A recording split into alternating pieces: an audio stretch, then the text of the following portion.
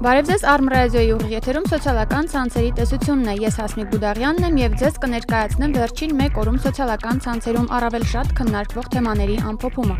Առանձնացրել եմ հետեւյալ թեմաները։ Բնապահպանները տոնում են թռչկանի հաղթանակը։ Այսօր կառավարության նիստում վարչապետ Տիգրան Սարգսյանի որոշմամբ թռչկանի ջրվեժի տարածքը հատուկ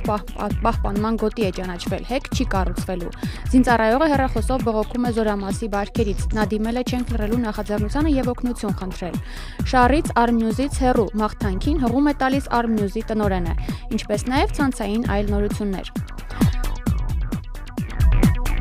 Այսօր կառավարության նիստում վարչապետը հայտարարել է, որ թռչկանի ջրվեժը ճանաչվել է հատուկ պահպանման գոտի եւ այնտեղ հեկ չի կառուցվելու։ Բնապահպանության նախարարությունն ուսումնասիրել է խնդիրը եւ հանրապետության նախագահի հանձնարարականով կայացրել որոշումներ, որոնց համաձայն մենք այդ ռիսկերը չեզոքացրել ենք, ասել է վարչապետը։ Եվ որպեսզի ապագայում էլ ջրվեժին վտանգ չսպառնա, բնապահպաններն առաջարկել են հստակ կարգավիճակ տալ այդ հողատարածքին։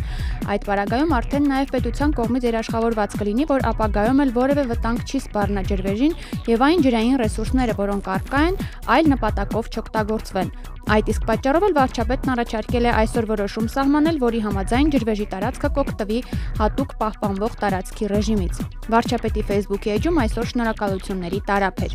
Կարեն Շահնազարյանը վարչապետին շնորհակալություն հայտնելով նրան հրավիրում է միանալ նոյեմբերի 6-ին այս կիրակի թռչկանի տարածքում կազմակերպվելիք ռոք համերգին, որից հետո Պարենք հայերեն երիտասարդական նախաձեռնության անդամների հետ բնապահպանները կսովորեն ու կպարեն մեր ազգագրական պարերից մի քանիսը։ Ապրե Զոհրաբյանը պահպանենք թռչկանի ջրվեժը էջում ասում է. մոտ 2 ամիս առաջ ահազանգելով թռչկանի խնդրին գրել էի, որ եթե չփրկենք Հայաստանի ամենագեղեցիկ ջրվեժը, ուրեմն արժանի չենք Հայաստանին, փաստորեն արժանի ենք Հայաստանին։ Հաջորդը Սևանն է, Թեղուտը, Երևանը դեռ շատ անելիք ունենք, ասում են ակտիվիստները։ Ապրե Զոհրաբյանը շարունակում է. Թռչկանի խումբը հաղթեց, քանի որ գործում էր թափանցիկ, ուներ լուծումներ առաջարկելու եւ գտնելու արդյունավետ մեթոդաբանություն, անդամների մոտ բացակայում էր առաջնորդամոլությունը, չէր ղեկավարվում գիտունիկների փոքր խմբի կողմից, լավագույնս համադրված էին ինտելեկտը, զգացմունքայինությունը եւ գործնականությունը։ Ազգային ժողովի падգամավոր Ստյոպա Սաֆարյանը, որ ակցիաների ժամանակ բնապահպանների կողքին էր, գրում է. խմբի եւս մեկ նվաճում հաղթանակի ճանապարհին։ Կեցցեն բոլորը, իսկ մեր թռչկանը նմանվելու է ռեցիդիվիստին կրկնահանցագործին, երբ նրան եւս մեկ անգամ տրվի պահպանվող տարածքի կարգավիճակ։ Ոչինչ, մենք դեմ չենք, թող եռակի պաշտպանված լինի։ Նախաձեռնության անդամ Արման Վերմիշյանը զգուշացնում է, որ եթե կայացվի որոշում, որտեղ թեկուզ մի փոքր կետ լինի, որը կարող է հետագայում վտանգել մեր սիրելի ջրվեժի գոյությանը, մենք նոր թափով, նոր եռանդով կլծվենք այս գործին։ Իդեպ նշենք, որ մեր նախաձեռնությունը կատարեց շատ կարևոր քայլ, այն է ջրվեժի փրկությունը, սակայն ջրվեժն ունի նաև պահպանման կարիք։ Մենք արդեն պետք է մտածենք այս տարածքը բարեկարգելու եւ զարգացնելու քայլերի մասին։ Արդեն ինչ-ինչ գաղափարներ կան եւ մենք բնապահպանության նախարարության հետ համատեղ պետք է սկսենք նմանատիպ գործընթաց, այնպես որ լծվում ենք մեր սիրելի թռչկանի պահպանման գործին։ Վերմիշյանը նաև նշում է, որ կառավարության այսօրվա որոշումը հիմք է տալիս հայտարարելու, որ հողերի կատեգորիայի փոփոխության մասին 2004 թվականի որոշումը վերստին կփոփոխվի ի շահ մեր սիրելի թռչկանի։ Ինչպես գիտենք, նման որոշում 2004 թվականին կայացվել է բնապահպանության նախարար Վարդան Այվազյանի օրոք։ Հեկի կառուցումը ստանձնած Ռոբշին ընկերությունը շուտով կդիմի դատարան վնասի փոխհատուցման պահանջով։ Իսկ ով է փոխհատուցելու այդ վնասը։ Պետությունը մեր գրպաններից, իսկ գուցե Վարդան Այվազյանը։ Հարցի պատասխանը սոցիալական ցանցերում դեռևս քննարկումների փուլում է։ Իսկ երբ է լուծվելու Սիսիանի տարածաշրջանում գտնվող Հայաստանի ամենաբարձր 18 մետրանոց ջրվեժի խնդիրը։ Հարցը բարձրացնում է Կապանից Գոհար Իսախանյանը, լրագիր ԵՄ-ում։ Ջրաղբյուրի ջրերի ոչ ճիշտ օգտագործման արդյունքում ջրվեժն այսօր կարելի է ասել չկա։ Շաքիի ջրերը միշտ էլ օգտագործվել եւ օգտագործվում են թե հիդրոէներգետիկ, թե գյուղատնտեսական, թե կենցաղային եւ այլ նպատակներով։ Սակայն վերջին տարիներին ջրառեսուրսի մեջ հնարավոր էկոլոգիական թողքը չի ապահովում ջրվեժին անհրաժեշտ ջրի քանակությունը եւ այն որպես այդպիսին չի գործում։ Բացի դրանից ջրվեժի տարածքը, որը նաեւ մասնավոր սեփականություն հանդիսացող հեկի տարածք է, ցանկապատված է ամբողջովին, ինչը խոչընդոտում է զբոսաշրջիկների ազատ ելումուտը ջրվեժի մոտ։ Չենք լռելու երիտասարդական նախաձեռնությունը, որ լծվել է նաև բանակում առկա խնդիրներին հասարակական հնչեղություն տալուն, վերջերս հայտնեց, որ արդեն թեժ գիծ է գործում 055 21 15 29 հեռախոսահամարով, որտեղ կգրանցվեն զինծառայողների, նաև զորացրվածների բողոքները այս կամ այն զորամասում գրանցված ապօրինությունների, չարաշահումների, բռնությունների մասին։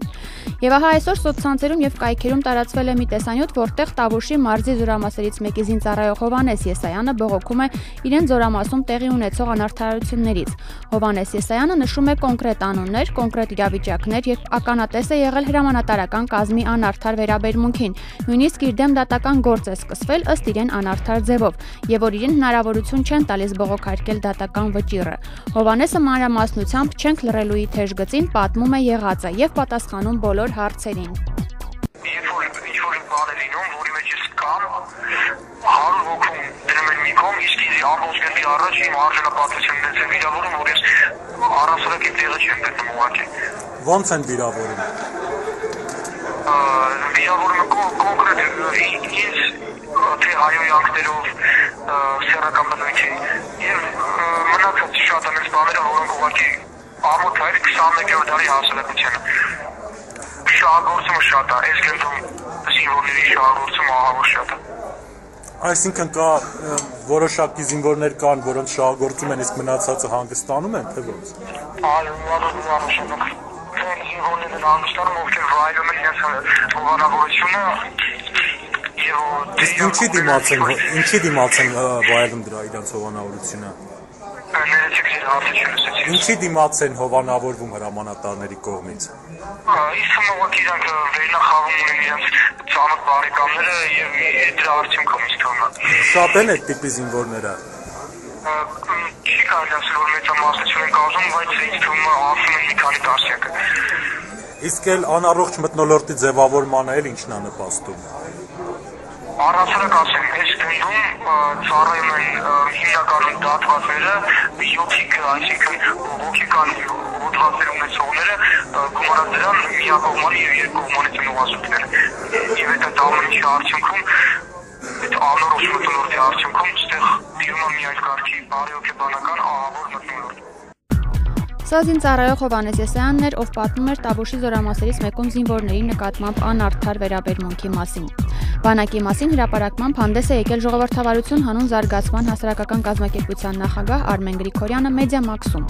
Վերջերս հնարավորություն ստեղծվեց մի քանի հասարակական գործիչներով մեկնել առաջին գիծ, ինչպես նաև լինել եղնիկներ զորամասում։ Կիրակի առավոտ մեկնեցինք սահմանային դիրքեր զինվորների ու սպաների հետ տեղում խոսելու եւ մտքեր փոխանակելու համար։ Դիրքերից հետո մեկնեցին եղնիկներ զորամաս։ Դեռ Ստեփանակերտում մեզ ասել էին, որ սպաներից մեկը եղնիկներում կազմակերպում է մասուրի հավաքում զինվորների համար, որպեսզի ձմռանը թեյի համար օգտագործեն։ Հանդիպումը շատ հետաքրքիր էր։ Փոխգնդապետը հետաքրքիր ձևով է փորձում իր գումարտակը ղեկավարել։ Յուրատեսակ հավասարության սկզբունք է դրել այդ սպան, որպեսզի զինվորների միջից հանի փողոցից եկող բարքերը։ Ահագին վերափոխել է զորամասը։ Զորամասում պահում էին աղավնիներ, որոնց մեծ մասը սպիտակ էին ու ինձ համար խորհրդանշում էին խաղաղությունը։ Մարտական գծում խաղաղություն զգալը եւս հետաքրքիր երևույթ է, գրում է Արմեն Գրիգորյանը։ Մարտական դիրքից մեր հեռանալու ժամանակ սպաներից մեկն ասաց, որ ավելի հաճախ այցելենք նրանց, քանի որ դա ոգի է տալիս իրենց եւ զգում են, որ թիկունքում իրենց մասին չեն մոռացել։ Այն, որ հասարակությունը պետք է իր ուշադրության կենտրոնում պահի բանակի խնդիրները միանշանակ է,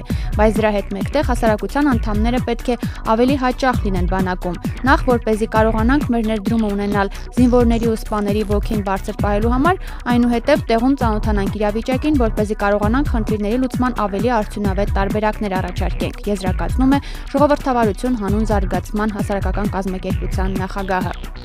Ցանցային այլ նորություններ։ Այս տարվա դեկտեմբերից Ռուսաստանում կսկսի գործել ցանցային ԶԼՄ-ների նկատմամբ վերահսկողության համակարգը։ Ծրագրի շնորհանդեսը տեղի ունեցել նախորդին։ Սպասվում է, որ համակարգը կօգնի Ռուսաստանի վերահսկողության հանձնաժողովին հսկողություն սահմանել, որ կայքերը հետևեն ԶԼՄ-ների մասին օրենքի 4-րդ հոդվածին։ Ինչպես գրում է Ռեբեկա Դեյլի օրաթերթը, խոսքը մասնավորապես վերաբերում է օրենքի հոդվածին, որը նախատեսում է թույլ չտալ զանգվածային լրատվամիջոցների կողմից ազատության չարաշահում։ Ծրագրային ապարատային համալիրում տեղադրված բառարանը պարունակում է մոտավորապես 50 միլիոն բառ եւ առակապակցություն։ Եթե խմբագրությունը խախտի 4-րդ հոդվածը, ապա Ռուսաստանի վերահսկողության հանձնաժողովը իրավունք ունի նախազգուշացում տալ, որը խմբագրությունը կարող է վիճարկել դատարանում։ Երկրորդ նախազգուշացումից հետո 12 ամիսների ընթացքում Ռուսաստանի վերահսկողության հանձնաժողովը կարող է դատարան դիմել, պահանջելով փակել խմբագրությունը։ Իսկ ինչ վերաբերում է անօրինական մեկնաբանություններին, որ կներկայացնի ծրագրային ապարատային համալիրը, ապա Ռուսաստանի վերահսկողության հանձնաժողովը պետք է դիմի խմբագրություն, խնդրելով հեռացնել կամ խմբագրել այդ մեկնաբանությունները։ Այն դեպքում, եթե խմբագրությունը չկատարի պահանջը, ապա վարչությունը իրավունք ունի նախազգուշացում անել։